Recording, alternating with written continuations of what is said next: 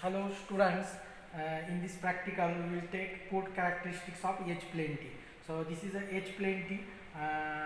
If you observe this side arm, this is a side arm and which is along the edge.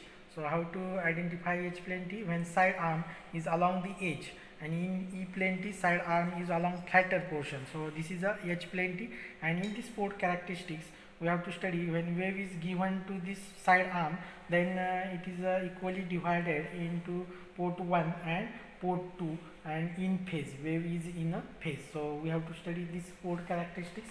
For that we have to make the connections, and procedure is always same as in the reflex Klystron characteristics we have made. That is we have to keep beam voltage. This beam voltage we are taking 281 volt.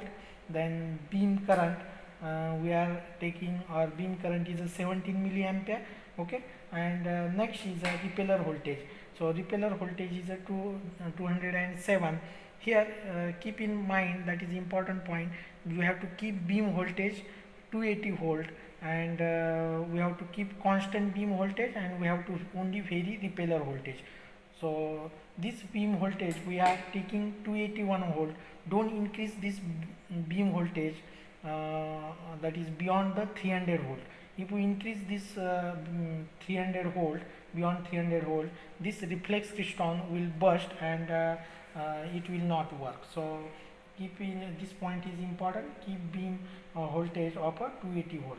Then next is the repeller voltage. So for repeller voltage we are varying, and we will take the maximum output first here, and connections are same. That is a 8-pin socket is connected to reflex Klystron, then isolator provides the frequency stability.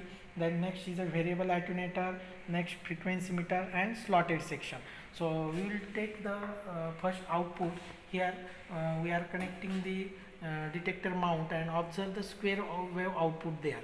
So this is a square wave output, and here this square wave output we are giving to the H-plane T.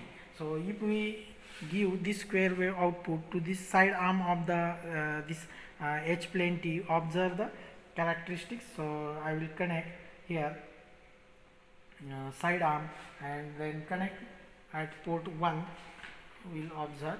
So at port 1 this is a square wave output, and at port 2, if we observe at port 2, this is a output. That is, wave is equally divided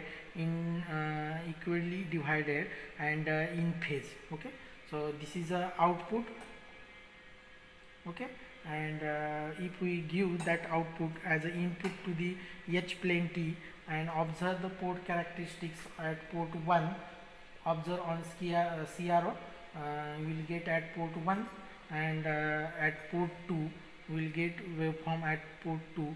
So if you observe, the waveform is a split, that is in equal and which is in a phase. So these are the port characteristics of H-plane T. Okay, so this experiment is completed. Okay.